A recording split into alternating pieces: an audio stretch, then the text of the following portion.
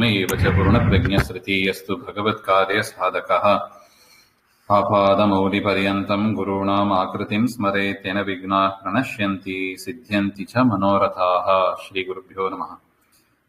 ನಾರಾಯಣಾಯ ಪರಿಪೂರ್ಣಗುಣಾರ್ಣವಾಯ ವಿಶ್ವೋದಯಸ್ಥಿತಿಲಯೋನ್ಯತಿಪ್ರದಾಯ ಜ್ಞಾನಪ್ರದಾಯ ವಿಬುಧಾಸುರಸೌಖ್ಯದುಃಖಸತ್ಕಾರಣಾಯ ವಿತತಾಯ ನಮೋ ನಮಸ್ತೆ. ನಾರಾಯಣಂ ಸುರಗುರುಂ ಜಗದೇಕನಾಥಂ ಭಕ್ತಪ್ರಿಯಂ ಸಕಲಲೋಕನಮಸ್ಕೃತಂ ಚ ತ್ರೈಗುಣ್ಯವರ್ಜಿತಮಜಂ ವಿಭುಂ ಆದ್ಯಮೀಶಂ ವಂದೇ ಭವಘ್ನಮರಾಸುರಸಿದ್ಧವಂದ್ಯಂ. ನಾರಾಯಣಂ ನಮಸ್ಕೃತ್ಯ ನರಂ ಚೈವ ನರೋತ್ತಮಂ ದೇವೀಂ ಸರಸ್ವತೀಂ ವ್ಯಾಸಂ ತತೋ ಜಯಮುದೀರಯೇತ್. ಕೃಷ್ಣಾಯ ವಾಸುದೇವಾಯ ಹರಯೇ ಪರಮಾತ್ಮನೆ ಪ್ರಣತಃ ಕ್ಲೇಶನಾಶಾಯ ಗೋವಿಂದಾಯ ನಮೋ ನಮಃ. ಶ್ರೀ ಗುರುಭ್ಯೋ ನಮಃ. ಶ್ರೀಮನ್ ಮಹಾಭಾರತ ತಾತ್ಪರ್ಯ ನಿರ್ಣಯ 31ನೇ ಅಧ್ಯಾಯದಲ್ಲಿ 11ನೇ ಶ್ಲೋಕ. ತಸ್ಯಾಪನೇತುಂ ವಿಷಯೇಷು ಸಕ್ತಿಂ ದ್ವೇಷಂ ತಥೈವಾತ್ಮನಿ ಭೀಮಸೇನಃ ಜಗಾದಮಾದ್ರಿ ಸ್ವತಯೋ ಸಮಕ್ಷಮಾ ಆಸ್ಫೋಟ್ಯ ಸಂಶೃಣ್ವತ ಏವ ತಸ್ಯ. ಭೀಮಸೇನ ದೇವರು ಧೃತರಾಷ್ಟ್ರನ ವಿಷಯದಲ್ಲಿ ಧೃತರಾಷ್ಟ್ರ ಭೋಗಾಸಕ್ತನಾದ, ಭಾರಿ ಭೋಗಗಳನ್ನು ಮಾಡ್ತಾ ಇದ್ರು, ತಪಸ್ಸು ಮುಂತಾದ ಯಾವುದನ್ನು ಮಾಡ್ತಾ ಇಲ್ಲ, ಉತ್ತಮ ಲೋಕದ ಚಿಂತನೆಯೂ ಇಲ್ಲ.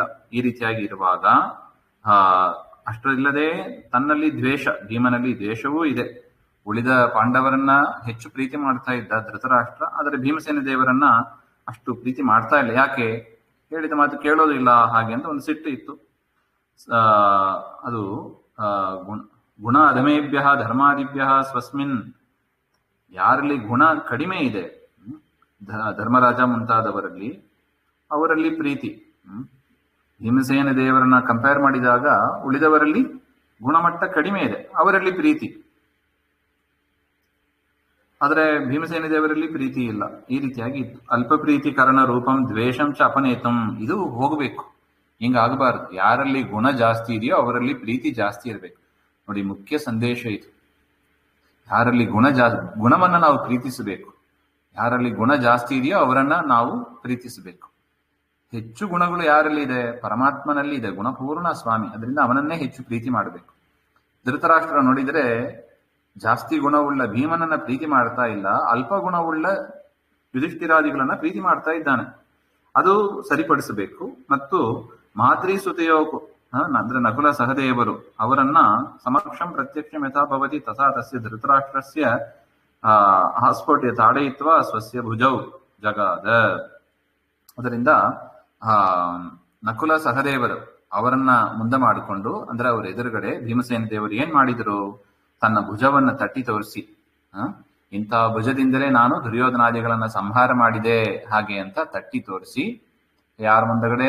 ನಕುಲ ಸಹದೇವರ ಹತ್ರ ಮಾತಾಡ್ತಾ ಇದ್ದಾರೆ. ಅದರ ಇಂಟೆನ್ಷನ್ ಏನು? ಧೃತರಾಷ್ಟ್ರ ಇದನ್ನ ಕೇಳಬೇಕು ಹಾಗೆ ಅಂತ. ಧೃತರಾಷ್ಟ್ರನಿಗೆ ಕೇಳುವಂತೆ ನಕುಲ ಸಹದೇವರ ಎದುರುಗಡೆ ಭೀಮಸೇನ ದೇವರು ಕೆಲವು ಮಾತುಗಳನ್ನ ಆಡಿದರು. ಅದನ್ನ ಹೇಳ್ತಾ ಇದ್ದಾರೆ.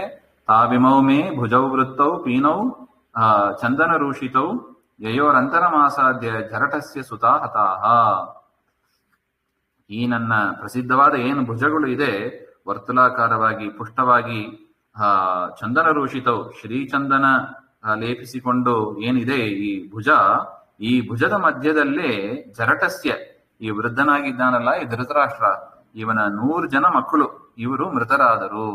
ಈ ಮುದಿಯಾದ ಧೃತರಾಷ್ಟ್ರನ ಮಕ್ಕಳು ಈ ಮಧ್ಯದಿಂದಲೇ ಸಂಹರಿಸಲ್ಪಟ್ರು ಹಾಗೆ ಅಂತ. ಉದ್ದೇಶ ಏನು? ಧೃತರಾಷ್ಟ್ರನಲ್ಲಿನ ತಿದ್ದಬೇಕು ಅಂತ ಅಷ್ಟೇ. ಯಮೌ ತದನ್ವಮೋದೇತಾಂ ತತ್ಸ್ನೇಹ ಗೌರವಾದಪಿ ನೈವ ತತ್ಕೃಷ್ಣಯ ಜ್ಞಾತಂ ಪೃಥಯ ಚ ಸಪುತ್ರಯ. ಯಮೌ, ಈ ನಕುಲ ಸಹದೇವರು ಭೀಮವಚನಂ ಅಮೋದತಾಂ, ಆ ಭೀಮಸೇನ ದೇವರ ವಚನವನ್ನ ಅವರು ಕೂಡ ಆಮೋದನೆ ಮಾಡಿದರು. ಹೌದು ಹೌದು ಅಣ್ಣ, ಹಾಗೆ ಆಯ್ತು ಅಂತ ಹೇಳಿದ್ರು. ಕುತಃ ತಸ್ಮಿನ್ ಸ್ನೇಹ ಗೌರವಾದಪಿ ತದ್ ಭೀಮಸೇನ ಕೃತಂ ದ್ರೌಪದ್ಯಾದಿಭಿರ್ ನ ಜ್ಞಾತಂ. ಇದೆಲ್ಲ ಯಾಕೆ ಮಾಡಿದ್ರು? ಧೃತರಾಷ್ಟ್ರನ ಮೇಲೆ ಇರುವ ಪ್ರೀತಿಯಿಂದ. ಅದು ಅರ್ಥ ಆಗೋದು ಭಾರಿ ಕಷ್ಟ ಇದೆ. ನಾವು ಹೇಳ್ತೀವಿ ನೋಡಿ, ಯಾರಲ್ಲಿ ಕೋಪ ಜಾಸ್ತಿ ಇದೆಯೋ ಅವರಲ್ಲಿ ಗುಣ ಜಾಸ್ತಿ ಇದೆ ಹಾಗೆ ಅಂತ. ಆ ರೀತಿಯಾಗಿ ಧೃತರಾಷ್ಟ್ರನ ಮೇಲೆ ಇರುವ ಪ್ರೀತಿಯಿಂದ, ಇದೇ ನಿಜವಾದ ಪ್ರೀತಿ. ಜನರು ಉತ್ತಮ ಲೋಕಕ್ಕೆ ಹೋಗಬೇಕು, ಭೂಮಿಯಲ್ಲೇ ಇದ್ದು ಹಾಳಾಗಬಾರದು, ಇದೇ ನಿಜವಾದ ಪ್ರೀತಿ. ಅದಕ್ಕಾಗಿ ಗೌರವಾತ್ ಕಿಂಚಿತ ಪ್ರಿಯಂ ನೋಚತು.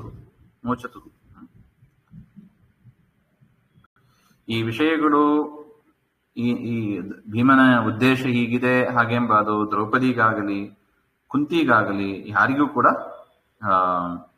ಗೊತ್ತಿಲ್ಲ. ಕುಂತಿಯ ಮಕ್ಕಳು ಯುಧಿಷ್ಠಿರ, ಅರ್ಜುನ ಯಾರಿಗೂ ಕೂಡ ಭೀಮೋಕ್ತಂ ನೈವ ಜ್ಞಾತಂ, ಭೀಮ ಹೇಳಿದ್ದು ಯಾರಿಗೂ ಗೊತ್ತಿಲ್ಲ. ಯಾರಿಗೂ ಗೊತ್ತಿಲ್ಲದೇನೆ ಈ ರೀತಿಯಾಗಿ ಹೇಳಿದ್ರು ಅಂತ ಹೇಳ್ತಾ ಇದ್ದಾರೆ.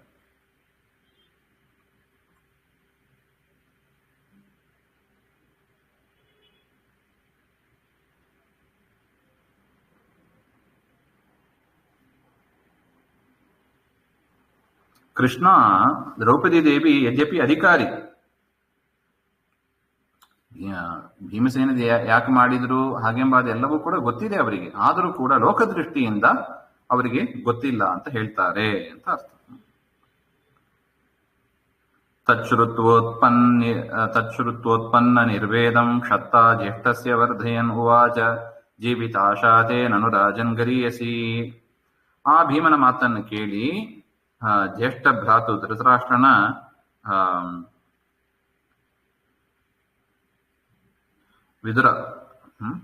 ವಿದುರ ತನ್ನ ಅಣ್ಣನಾದ ಧೃತರಾಷ್ಟ್ರನನ್ನ ಸರಿಪಡಿಸಬೇಕು ಹಾಗೆ ಅಂತ ಹೇಳಿ ಭೀಮ ಈಗಲ ಮಾಡ್ತಾನೆ. ಯಾಕೆ? ಭೀಮನನ್ನ ಬೈಯಕ್ಕೆ ಹೋಗ್ಬೇಡ, ಅವನು ನಿನಗೆ ಒಳ್ಳೆದೇ ಮಾಡ್ತಾ ಇದ್ದಾನೆ, ಈಗಲಾರು ವೈರಾಗ್ಯ ತಾಳು, ಕಾಡಿಗೆ ಹೋಗು, ತಪಸ್ಸು ಮಾಡು, ಆ ಉದ್ದೇಶದಿಂದಲೇ ಭೀಮ ಮಾಡ್ತಾ ಇರೋದು ಅಂತ ಭೀಮನ ಅಭಿಪ್ರಾಯವನ್ನ ವಿದುರ ತಿಳಿಸಿಕೊಡ್ತಾನೆ ಧೃತರಾಷ್ಟ್ರನಿಗೆ. ಜಾತ ವೈರಾಗ್ಯಂ ವರ್ಧಯನ್ ಅಭಿವೃದ್ಧಂ, ಈ ರೀತಿಯಾಗಿ ಆ ವಿದುರ ಧೃತರಾಷ್ಟ್ರನಲ್ಲಿ ಈ ಭೀಮಸೇನ ದೇವರ ಒಂದು ಕೃತಿಯಿಂದ ಒಳ್ಳೆ ವೈರಾಗ್ಯ ಬರುವಂತೆ ಮಾಡಿ, ಹೇ ರಾಜನ್ ಧೃತರಾಷ್ಟ್ರ ತವ ಮಹೀಯಸಿ ಮಹತೀ ಗರೀಯಸಿ ಜೀವಿತಾಶ ಜೀವಿತಮಿಚ್ಛ ನನು ವರ್ತತೆ. ನಿನಗೆ ಇನ್ನೂ ಬದುಕಬೇಕು ಅಂತ ಆಸೆ ಇದೆ, ಭೋಗಗಳನ್ನು ಮಾಡಬೇಕು ಅಂತ ಇದೆ, ಅದನ್ನೆಲ್ಲ ನೀನು ಪರಿವರ್ತನೆ ಮಾಡ್ಕೋ. ಅಹೋ ಮಹೀಯಸಿ ಜಂತೋರ್ ಜೀವಿತಾಶ ಯಥಾ ಭವಾನ್ ಭೀಮಾಪವರ್ಜಿತಂ ಪಿಂಡಂ ಆದರ್ಸೆ ಗೃಹಪಾಲವತ್. ವಿದುರ ಹೇಳುವ ಮಾತು. ಜಂತೋಹೋ ಜಾಯಮಾನಸ್ಯ ಪ್ರಾಣಿನಃ ಜೀವಿತಾಶ ಮಹೀಯಸಿ ಅಧಿಕ. ಭೂಮಿಯಲ್ಲಿ ಬಂದ ಪ್ರಾಣಿಗಳಿಗೆ ತಾನು ಹೆಚ್ಚು ಬದುಕಬೇಕು ಎನ್ನತಕ್ಕ ಆಸೆ ಇದ್ದೇ ಇರುತ್ತದೆ.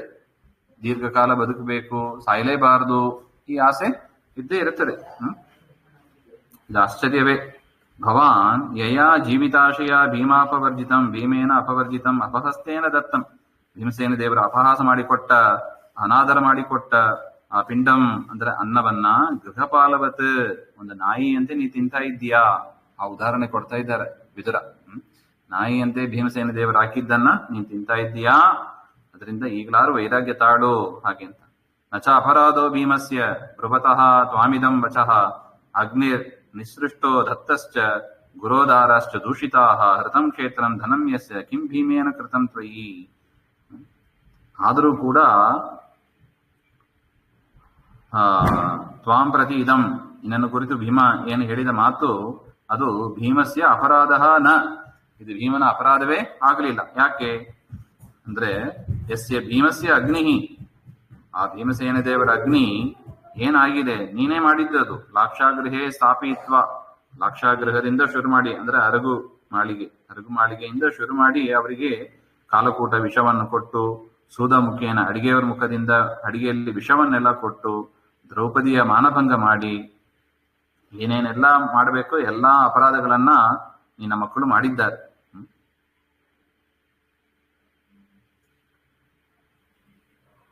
ಕ್ಷೇತ್ರಂ ಭೂಹು, ಅವರ ಭೂಮಿಯನ್ನ ಅಪಹಾರ ಮಾಡಿದ್ದು, ಸಂಪತ್ತನ್ನ ಅಪಹಾರ ಮಾಡಿದ್ದು, ಇತ್ಯಾದಿ ಅನಿಷ್ಟಕರ್ತರಿ, ನೀನು ಮಾಡಿದಿ, ನಿನ್ನ ಮಗ ಮಾಡಿದ, ಅವನನ್ನು ಅನುಸರಿಸಿ ನೀನು ಕೂಡ ಮಾಡಿದಿ. ಅದರಿಂದ ಇಂಥ ಅನಿಷ್ಟಗಳನ್ನ ನೀನು ಮಾಡಿದ್ದಿ. ಭೀಮೇನ ಕಿಂ ಅನಿಷ್ಟಂ ಕೃತಂ, ಭೀಮ ನಿನಗೇನು ಅನಿಷ್ಟ ಮಾಡಿದ? ಭೀಮೇನ ವಾಂಗ್ ಮಾತ್ರೇನ ಉಕ್ತತ್ವ, ಭೀಮಸೇನ ದೇವರು ಬರೀ ಬಾಯಿ ಮಾತಲ್ಲಿ ಹೇಳಿದ್ರು ಅಷ್ಟೇ. ಆದರೆ ನೀನು ನಿನ್ನ ಮಕ್ಕಳು ಬರೀ ಬಾಯಿ ಮಾತಲ್ಲಿ ಅಂದಿದ್ದಲ್ಲ, ವಿತ್ ಆಕ್ಷನ್, ಕಾಯೇನ ವಾಚ ಮನಸ ಮೂರರಿಂದಲೂ ಮಾಡಿದ್ರು. ಅದರಿಂದ ಭೀಮ ಮಾಡಿದ್ದು ನಿನ್ನ ಪ್ರೀತಿಯಿಂದಲೇ, ನಿನಗೆ ವೈರಾಗ್ಯ ಬರಲಿ, ಉತ್ತಮ ಗತಿ ಸಿಕ್ಕಲಿಂದನೇ ಅವನು ಮಾಡಿದ್ದು ಹಾಗೆ ಅಂತ ವಿದುರ ಅದನ್ನೆಲ್ಲ ಹೇಳ್ತಾರೆ. ಅಲಂ ಆಸಜ್ಜತಸ್ತೇದ್ಯ ನಿರ್ವೇದಕರಮೀರಿತಂ ಉಪಕಾರಾಯ ಭೀಮೇನ ತವದ್ವೇಷಂ ತ್ಯಜಾತ್ರಯತ್. ಅದರಿಂದ ಭೀಮೋಕ್ತಂ ತವ ಹಿತಾಯ ಭವತಿ, ಭೀಮ ಹೇಳಿದ್ದು ನಿನ್ನ ಹಿತಕ್ಕಾಗಿ ಹೇಳಿದ್ದು. ಅದರಿಂದ ಅಲಂ ಅತ್ಯಂತಂ ಅಸಜ್ಜತಃ, ಭಾರಿ ವಿಷಯಾಸಕ್ತನಾಗಿದ್ದಿ. ಅದರಿಂದ ಅವ ಮಾಡಿದ ಉಪಕಾರವನ್ನೆಲ್ಲ ನೀನು ಮರಿತಾ ಇದ್ದಿ. ಅದನ್ನೆಲ್ಲ ಬಿಟ್ಟು ಉಪಕಾರಾಯ ತವ ನಿರ್ವೇದಕರಂ ವಚನಂ ಮಧ್ಯೆ ಇದಾನೆ ಭೀಮೇನ ಈರಿತಂ, ನಿನಗೆ ಒಳ್ಳೇದು ಮಾಡೋದಕ್ಕೆ ವೈರಾಗ್ಯ ಬರೋದಕ್ಕೆ ಭೀಮ ಇಂಥ ಮಾತುಗಳನ್ನ ಆಡಿದ್ದು. ಆ ಕಾರಣದಿಂದ ಭೀಮನಲ್ಲಿ ಇರತಕ್ಕ ದ್ವೇಷವನ್ನ ಬಿಡು. ಹಾಗೆ ಅಂತ ಹೇಳ್ತಾರೆ. ವಿಮುಚ್ಯದೆ ದ್ವೇಷ ಕಾಮೌ ತ್ವಂ ವನೇ ತೀರ್ಥ ನಿಷೇವಕಃ ತಪಸಾರಾಧಯ ಹರಿಂ ತತಃ ಕೂತೋ ಭವಿಷ್ಯಸಿ. ಕಾಮದ್ವೇಷೋ ವಿಷಯೇಷು ಕಾಮಂ, ವಿಷಯದಲ್ಲಿ ಕಾಮ, ಭೀಮನಲ್ಲಿ ದ್ವೇಷ, ಎರಡನ್ನು ಬಿಡು. ವಿಷಯದಲ್ಲಿ ಆಸಕ್ತಿಯನ್ನು ಬಿಡು, ಭೀಮನಲ್ಲಿ ದ್ವೇಷವನ್ನು ಬಿಡು. ಎರಡನ್ನು ಬಿಟ್ಟು ಭವಾನ್ ನೀನು ತೀರ್ಥ ನಿಷೇವಕಃ, ತೀರ್ಥ ನಾನಾ ತೀರ್ಥಗಳು, ಪುಣ್ಯ ತೀರ್ಥಗಳು ಅಂತ ಏನಿದೆ ಅದರಲ್ಲಿ ಹೋಗಿ ಸ್ನಾನ ಮಾಡಿ ನಿನ್ನನ್ನು ಪವಿತ್ರನಾಗಿ ಮಾಡಿ, ತಪಸಾ ವನೇ ತಪಸಾ ಹರಿಂ ವಿಷ್ಣುಂ ಆರಾಧಯ, ಕಾಡಿಗೆ ಹೋಗಿ ವಿಷ್ಣುವನ್ನ ಆರಾಧನೆ ಮಾಡು. ಹಾಗೆ ಅಂತ ಹರಿಪೂಜಾ ಕರಣಾತ್ಕೂತಃ ಉಕ್ತ ದೋಷರಹಿತ ಭವಿಷ್ಯಸಿ. ಈ ರೀತಿಯಾಗಿ ಪರಮಾತ್ಮನ ಪೂಜೆಯನ್ನು ಮಾಡಿದ್ರಿಂದ ನಿನ್ನಲ್ಲಿ ಏನೇನು ದೋಷ ನಾನು ಹಿಂದೆ ಹೇಳಿದೆ, ಪಾಂಡವರಿಗೆ ಎಸಗಿದ ದೋಷ, ಅದೆಲ್ಲವೂ ಕೂಡ ದೂರ ಆಗ್ತದೆ. ಅದರಿಂದ ಸುಮ್ಮನೆ ಮನೆಯಲ್ಲಿ ಕೂತು ವಿಷಯಾಸಕ್ತನಾಗಿ ಭೀಮನನ್ನು ದ್ವೇಷ ಮಾಡ್ತಾ ಕಾಲ ಕಳೆಯಬೇಡ. ಹಾಗೆ ಅಂತ ವಿದುರ ಹೇಳ್ತಾನೆ.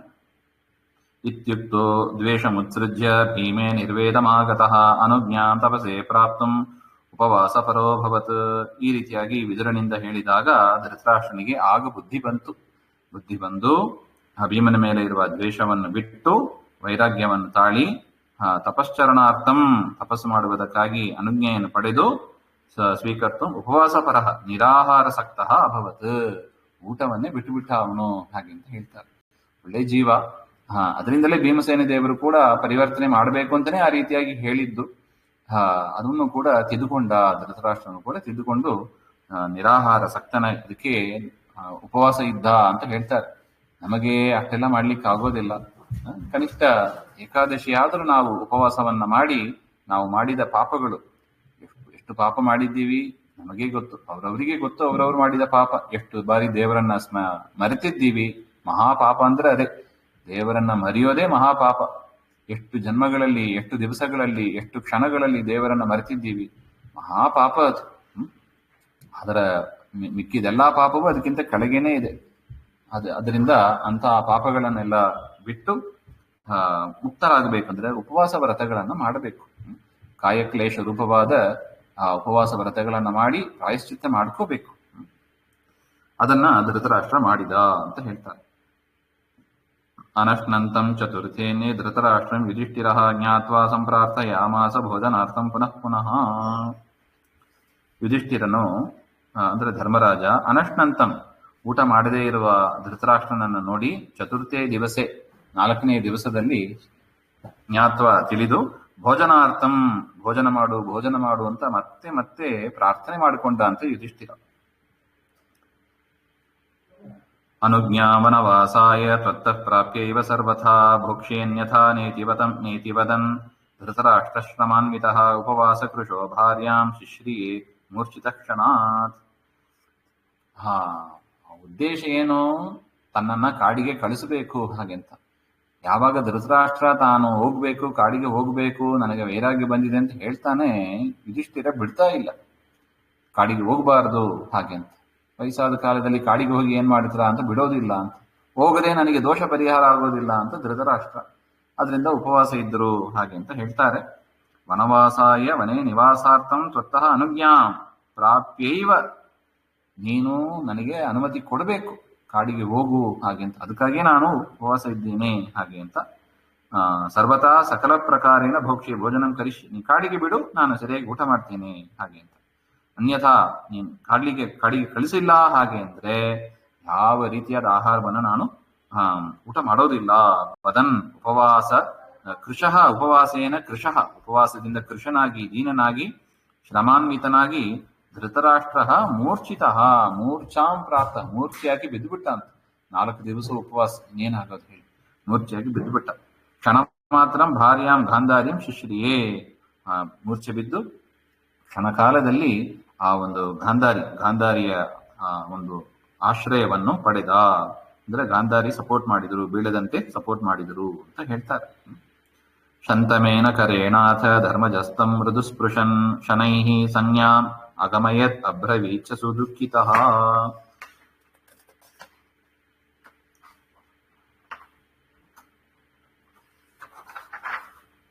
ಅಥ ಮೂರ್ಛಾಯಾಃ ಪ್ರಾಪ್ತಿಯ ನಂತರ ಮೂರ್ಛೆ ಹೊಂದಿದ ಮೇಲೆ ಯುಧಿಷ್ಠಿರಃ ಶ್ರಾಂತಂ ಮೂರ್ಛಾಭಿಗತಂ ಏನಂ ಧೃತರಾಷ್ಟ್ರಂ ಕರೇನ ಹಸ್ತೇನ. ಯುಧಿಷ್ಠಿರನು ಕೂಡ ಧೃತರಾಷ್ಟ್ರನನ್ನ ಕೈಯಿಂದ ಹಿಡಿದು ಮೃದುವಾಗಿ ಸ್ಪೃಶನ್ ಮುಟ್ಟಿ ಶನೈಹಿ ಮಂದಂ ಧೃತರಾಷ್ಟ್ರಂ ಸಂಜ್ಞಾಂ ಜ್ಞಾನಂ ಅಗಮಯತ್ ಮತ್ತೆ ಎಚ್ಚೆತ್ತು ಬರುವಂತೆ ಮಾಡಿದ. ಕೈಯಲ್ಲಿ ಸ್ವಲ್ಪ ಮಸಾಜ್ ತರ ಏನೋ ಮಾಡಿದ್ದಾರೆ, ಮಾಡಿ ಜ್ಞಾನ ಬರುವಂತೆ ಮಾಡಿದರು. ಸುದುಃಖಿತಃ ಅಧಿದುಃಖಂ ಪ್ರಾಪ್ತ ಸನ್ ಅಬ್ರವೀತ್. ಮತ್ತೆ ಧೃತರಾಷ್ಟ್ರನಿಗೆ ಭಾರಿ ದುಃಖ ಆಗೋಯ್ತು. ಮತ್ತೆ ಹೇಳಿದಂತೆ ತಥಾ ಅತಿಶಯೇನ ಸುಖಂ ಯಸ್ಮಾತ್ ಶಂತಮಸ್ತೇನ ಶಂತಮೇನ ಕರೇನ ಅತಿ ಸುಖಕರಣ ಹಸ್ತೇನ ಶಿಷ್ಟಪದಾನ್ ಉಕ್ತಃ. ಅಂದ್ರೆ ಮೃದುವಾದ ಸ್ಪರ್ಶವನ್ನ ಮಾಡಿದರು ಅಂತ ಹೇಳ್ತಾ ಇದ್ದಾರೆ ಯುಧಿಷ್ಠಿರ. ಅದರಿಂದ ಅಬ್ರವೀಚ ಸುದುಃಖಿತ. ಧೃತರಾಷ್ಟ್ರ ಹೇಳಿದನಂತೆ, ಭಾರಿ ದುಃಖದಿಂದ ಹೇಳಿದ. ಏನ್ ಹೇಳಿದ? ತ್ವಂ ಯುಯುತ್ಸುಂ ಪುರಸ್ಕೃತ್ಯ ಯುಯುತ್ಸಂ ತ್ವಂ ಕುರು ರಾಜಮಕಂಟಕಂ ವಯಮೇವ ತದರ್ಥಂ ಹಿ ಕುರ್ಮ ಸರ್ವೇ ತಪೋವನೆ. ತ್ವಂ ಯುಯುತ್ಸುಂ ಭವತಾ ವೈಶ್ಯಕನ್ಯಾಯಾಂ ಜಾತಂ ಪುರಸ್ಕೃತ್ಯ. ನೀನು ಯುಯುತ್ಸು, ನನ್ನ ಧೃತರಾಷ್ಟ್ರನಿಗೆ ವೈಶ್ಯಕನ್ಯೆಯಲ್ಲಿ ಹುಟ್ಟಿದವ ಯುಯುತ್ಸು ಅಂತ, ಅವನನ್ನ ಯುವರಾಜನನ್ನಾಗಿ ಮಾಡಿ ಅಕಂಟಕಂ ಶತ್ರುರಹಿತವಾದ ರಾಷ್ಟ್ರವನ್ನ ಪರಿಪಾಲನೆ ಮಾಡಿ ಯುಧಿಷ್ಠಿರ. ತ್ವದರ್ಥಂ ತ್ವತ್ಪ್ರೀತ್ಯರ್ಥಂ ಸರ್ವೇ ವಯಮೇವ ಮನೆ ತಪಃ ಕುರ್ಮಃ. ನಾವೆಲ್ಲ ಕಾಡಿಗೆ ಹೋಗಿ ತಪಸ್ಸನ್ನ ಮಾಡ್ತೀವಿ ಹಾಗೆ ಅಂತ. ನೇತ್ಯಾಹ ಧೃತರಾಷ್ಟ್ರಸ್ಥಂ ಕುಲಧರ್ಮೋ ಹಿ ನೋ ವನೆ ಅಂತೆ ದೇಹ ಪರಿತ್ಯಾಗಃ ತನ್ಮಾನುಜ್ಞಾತುಮರ್ಹಸಿ. ಯುಧಿಷ್ಠಿರ ಕಳಿಸೋದಿಲ್ಲ ಅಂತ ಹೇಳಿದ್ರೆ ಅದಕ್ಕೆ ಧೃತರಾಷ್ಟ್ರ ಹೇಳ್ತಾನೆ, ನಮಗೆ ಮರಣಕಾಲದಲ್ಲಿ ವನೇ ದೇಹ ಪರಿತ್ಯಾಗ, ಕಾಡಿನಲ್ಲೇ ದೇಹ ಪರಿತ್ಯಾಗ ಮಾಡಬೇಕು, ವಾನಪ್ರಸ್ಥಾಶ್ರಮ ಅಂತ ಕರೀತಾರೆ. ಆ ರೀತಿಯಾಗಿ ನಾವು ಶರೀರ ತ್ಯಾಗ ವನದಲ್ಲೇ ಮಾಡಬೇಕು. ಇದು ನಮ್ದ ಕುಲಧರ್ಮ, ನಮ್ಮ ವಂಶದ ಧರ್ಮ ಇದು. ಆ ಕಾರಣದಿಂದ ಮಾಂ ಪ್ರತಿ ಅನುಜ್ಞಾಂ ಧಾತು ಮನೆ ತಪಃಕರಣಾರ್ಥಂ, ನನಗೆ ನೀನು ಕಾಡಿಗೆ ಹೋಗಿ ತಪಸ್ ಮಾಡೋದಕ್ಕೆ ನೀನು ಅನುಮತಿಯನ್ನು ಕೊಡಬೇಕು ಹಾಗೆ ಅಂತ ಧೃತರಾಷ್ಟ್ರ ಯುಧಿಷ್ಠಿರನನ್ನು ಕೇಳ್ತಾನೆ. ತಯೋರ್ ವಿವದತೋರೇವಂ ಕೃಷ್ಣದ್ವೈಪಾಯನಃ ಪ್ರಭುಃ ಸರ್ವಜ್ಞ ಸರ್ವಕರ್ತೇಶ ಆವಿರ್ಭೂತೋ ಬ್ರವೀನ್ ನೃಪಂ. ಏನೇ ಆಗಲಿ ಯುಧಿಷ್ಠಿರನಿಗೆ ಸಮ್ಮತಿನೇ ಆಗ್ತಾ ಇಲ್ಲ. ದೊಡ್ಡಪ್ಪ ದೊಡ್ಡಮ್ಮನನ್ನ ಕಾಡಿಗೆ ಕಳಿಸೋದಕ್ಕೆ ಸಮ್ಮತಿನೇ ಇಲ್ಲ. ಹೇಗಿದೆ ನೋಡಿ, ಒಂದು ಪ್ರೀತಿ ಅಂದ್ರೆ ಫ್ಯಾಮಿಲಿ ಪ್ರೀತಿ ಅಂತ. ಒಂದು ಕುಟುಂಬದಲ್ಲಿ ಹೇಗೆ ಪ್ರೀತಿಯುಕ್ತರಾಗಿ ಇರಬೇಕು. ಎಲ್ಲರೂ ಹೋಗ್ರಿ ಹೋಗ್ರಿ ಅಂತ ಕಳಿಸ್ತಾರೆ, ಮನೆ ಬಿಟ್ಟು ಹೋಗ್ರಿ ಅಂತ. ಯುಧಿಷ್ಠಿರ ನೋಡಿದ್ರೆ ಮನೆ ಬಿಟ್ಟು ಹೋಗಬಾರ್ದು ಅಂತ ಹೇಳ್ತಾ ಇದ್ದಾರೆ. ಇದು ನಿಜವಾದ ಧರ್ಮ.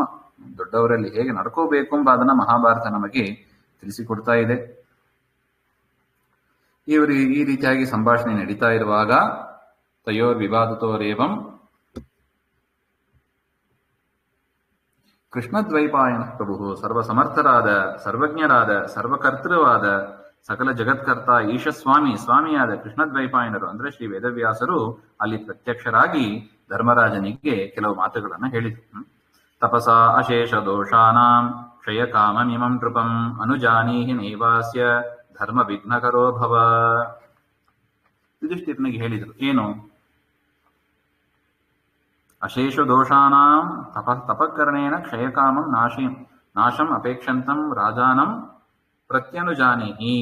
ಯುಧಿಷ್ಠಿರ, ಧೃತರಾಷ್ಟ್ರ ತಾನು ಮಾಡಿದ ತಪ್ಪಿಗೆ ಪ್ರಾಯಶ್ಚಿತ್ತ ಮಾಡ್ಕೋಬೇಕು ಅಂತ ಕಾಡಿಗೆ ಹೋಗಿ ತಪಸ್ಸನ್ನು ಮಾಡಬೇಕು ಅಂತ ಹೇಳ್ತಾ ಇದ್ದಾನೆ. ಅದರಿಂದ ನೀನು ಅವನನ್ನ ತಡಿಬೇಡ, ಅವನನ್ನ ಕಾಡಿಗೆ ಹೋಗ್ಲಿಕ್ಕೆ ಬಿಡು. ಇಲ್ಲದಿದ್ರೆ ಆ ಪಾಪ ಹಾಗೆ ಅಂಟ್ಕೊಂಡಿರುತ್ತದೆ. ಪಾಪ ಹಾಗೆ ಅಂಟ್ಕೊಂಡಿದ್ದು ಏನಾಗ್ತದೆ? ಉತ್ತಮ ಗತಿ ಸಿಗಲ್ಲ. ದೇಹ ಬಿಟ್ಟ ಮೇಲೆ ಉತ್ತಮ ಗತಿ ಸಿಗಲ್ಲ. ಅದರಿಂದ ದೇಹ ಇರುವಾಗಲೇ ನಾವು ಮಾಡಿದ ಪಾಪಕ್ಕೆಲ್ಲ ಪ್ರಾಯಶ್ಚಿತ್ತ ಮಾಡ್ಕೋಬೇಕು. ದೇಹ ಬಿಟ್ಟ ಮೇಲೆ ಹಂಗಾಯ್ತು ಹೀಗಾಯ್ತು ನರಕ ಸಿಕ್ತು ವಿಚಾರ ಮಾಡಿ ಏನು ಉಪಯೋಗ? ಎಲ್ಲಿ ಪಾಪ ಆಯಿತೋ ಅಲ್ಲೇ ಪುಣ್ಯವೂ ಮಾಡ್ಕೋಬೇಕು. ಪಾಪಕ್ಕೂ ಅವಕಾಶ ಇದೆ, ಪುಣ್ಯಕ್ಕೂ ಅವಕಾಶ ಇದೆ ಇಲ್ಲಿ. ಅದರಿಂದ ಈ ಶರೀರ ಇರುವಾಗಲೇ ಎಚ್ಚೆತ್ತುಕೊಂಡು ನಾವು ಏನ್ ಮಾಡಬೇಕು? ಪಾಪಕ್ಕೆ ಪ್ರಾಯಶ್ಚಿತ್ತವಾಗಿ ಪುಣ್ಯವನ್ನ ಸಂಪಾದನೆ ಮಾಡಬೇಕು. ಅದರಿಂದ ಅವನನ್ನು ನೀನು ನಿಲ್ಲಿಸಬೇಡ, ಅನುಮತಿ ಕೊಡು ಹಾಗೆ ಅಂತ ವೇದವ್ಯಾಸರು ಹೇಳಿದರು. ಕಾಲೇ ನಿರ್ವೇದಮಾಪನ್ನಸ್ತಪಸ ದಗ್ಧ ಕಿಲ್ಬಿಷಃ ಶುಭಾಂ ಗತಿಮಯಂ ಯಾಯಾಥನ್ಯಥಾ ನ ಕಥಂಚನ. ಕಾಲೇ ಕಲ್ಯಾವೇಶ ವಿಯೋಗ ಕಾಲೇ ದಗ್ಧ ಕಿಲ್ಬಿಷಃ. ಅವನಿಗೆ ಕಲ್ಯಾವೇಶ ಹೋಗಬೇಕಾಗಿದೆ. ಹೋದಾಗ ಅವನು ದೋಷಗಳನ್ನೆಲ್ಲ ಕಳ್ಕೋತಾನೆ.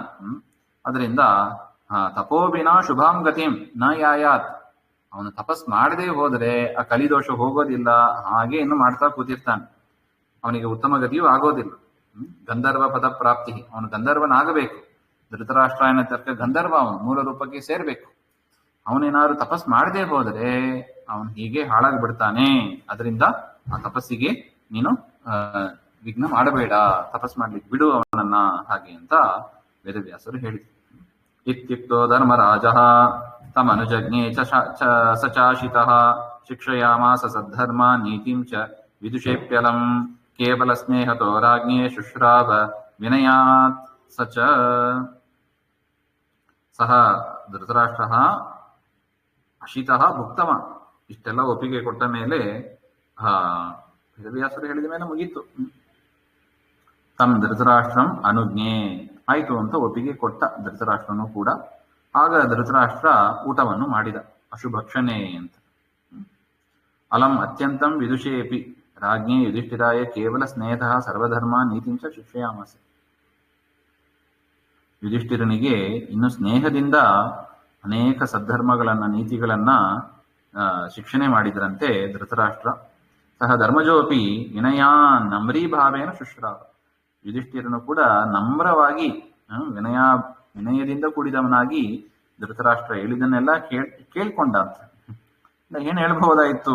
ಅಹಂ ಸರ್ವಂ ಜಾನಾಮಿ ಭವತಾನ ವಕ್ತವ್ಯಂ ಇತಿ ಔದ್ಧತ್ಯಂ ನ ಚಕಾರ. ನನಗೆಲ್ಲ ಗೊತ್ತು, ನೀವೇನ್ ಹೇಳೋದು ಬೇಡ ಹಾಗೆ ಅಂತ ಉದ್ದಟತನದ ಮಾತನ್ನ ಆಡಿಲ್ಲ.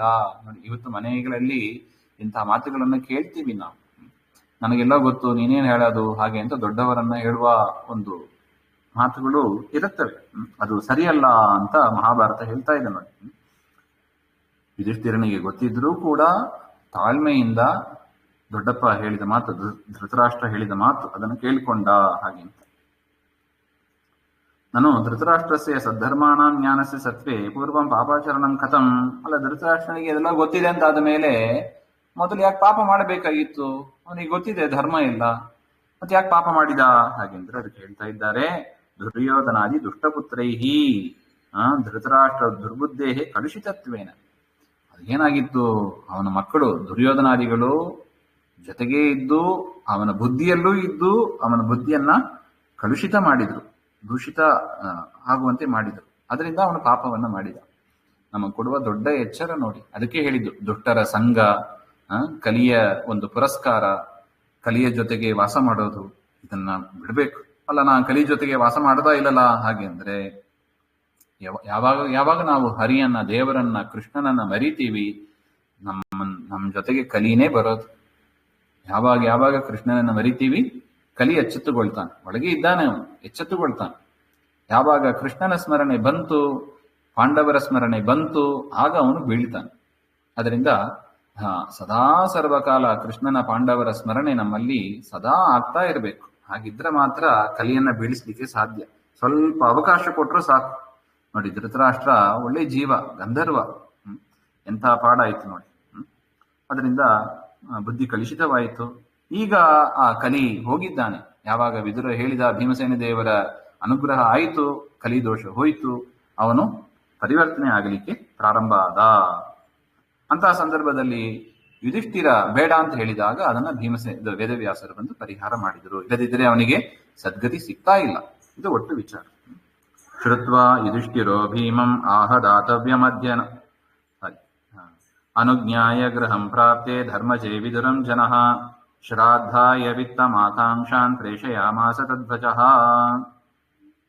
ವನವಾಸಾಯ ಧೃತರಾಷ್ಟ್ರಸ್ಯ ಅನುಜ್ಞಾಂ ದತ್ವಾ. ಈ ರೀತಿಯಾಗಿ ಧೃತರಾಷ್ಟ್ರನಿಗೆ ಕಾಡಿಗೆ ಹೋಗೋದಕ್ಕೆ ಅನುಮತಿಯನ್ನು ಕೊಟ್ಟ ಯುಧಿಷ್ಠಿರ. ತನ್ನ ಮನೆಗೆ ಬಂದ. ಅವರವರು ದೊಡ್ಡ ದೊಡ್ಡ ಅರಮನೆಗಳು ಇತ್ತು ಅವರವರಿಗೆ. ತನ್ನ ಅರಮನೆಗೆ ಯುಧಿಷ್ಠಿರ ಬಂದಾಗ ಆ ಒಬ್ಬರ ಹತ್ರ ಹೇಳಿ ಕಳಿಸಿದನಂತೆ, ವಿದುರನನ್ನ ಹೇಳಿ ಕಳಿಸಿದ. ಏನು, ತಾನು ಕಾಡಿಗೆ ಹೋಗ್ಲಿಕ್ಕೆ ಪೂರ್ವದಲ್ಲಿ ತನ್ನ ಮಕ್ಕಳಿಗೆ ಶ್ರಾದ್ದವನ್ನು ಮಾಡಬೇಕು ಹಾಗೆ ಅಂತ ವಿದುರನ ಹತ್ರ ಹೇಳಿ ಕಳಿಸಿದಾನೆ. ಹೋಗು ಯುಧಿಷ್ಠಿರನ ಹತ್ರ ಕೇಳು, ನಾನು ನನ್ನ ಮಕ್ಕಳಿಗೆ ಶ್ರಾದ್ದ ಮಾಡಬೇಕು, ದುಡ್ಡು ಕೊಡು ಅಂತ ಕೇಳು ಹಾಗೆ ಅಂತ ಕಳಿಸಿದನಂತೆ.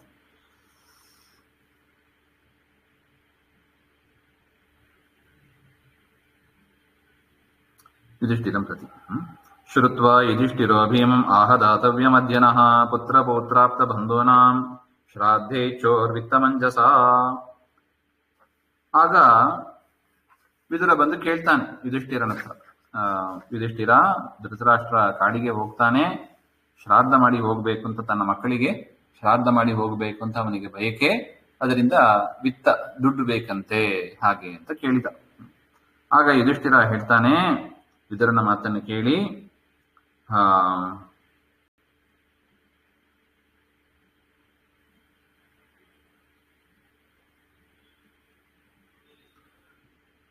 ಫೈನಾನ್ಸ್ ಮಿನಿಸ್ಟರ್ ಆಗಿ ಭೀಮಸೇನ ದೇವರು ಇದ್ದರಂತೆ. ಆಗ ಯುಧಿಷ್ಠಿರ ಬಂದು ಭೀಮನ ಹತ್ರ ಹೇಳ್ತಾನೆ, ಭೀಮಸೇನ, ಧೃತರಾಷ್ಟ್ರ ಕಾಡಿಗೆ ಹೋಗ್ತಾನಂತೆ, ತತ್ಪೂರ್ವದಲ್ಲಿ ತನ್ನ ಮಕ್ಕಳು ಮೊಮ್ಮಕ್ಕಳು ಬಂಧು ಬಾಂಧವರು ಯಾರು, ದುರ್ಯೋಧನ ಮತ್ತು ದುರ್ಯೋಧನನ ಮಕ್ಕಳು, ಶಕುನಿ ಮುಂತಾದವರು ಬಾಂಧವರು, ಭೀಷ್ಮ ಮುಂತಾದವರು, ಇವರೆಲ್ಲರಿಗೂ ಕೂಡ ಶ್ರಾದ್ದ ಮಾಡಬೇಕು ಅಂತ ಧೃತರಾಷ್ಟ್ರ ಇಚ್ಛೆ ಪಡ್ತಾ ಇದ್ದಾನೆ. ಅದರಿಂದ ಈಗ ಅವನಿಗೆ ಬೇಕಾದ ರೊಕ್ಕವನ್ನ ಕೊಟ್ಟು ಕಳಿಸು ಹಾಗೆ ಅಂತ ಹೇಳ್ತಾರೆ. ಯುಧಿಷ್ಠಿರ ಭೀಮನಿಗೆ ಹೇಳಿದ್ರು. ಆಗ ಭೀಮ ಏನ್ ಹೇಳಿದ್ರು ಹಾಗೆ ಅಂತ ಮುಂದೆ ನೋಡೋಣ. ಶ್ರೀಮಧ್ವಾಂತರ್ಗತ ಶ್ರೀ ಕೃಷ್ಣ ಅರ್ಪಣಮಸ್ತು. ಶ್ರೀ ಹರಯೇ ನಮಃ.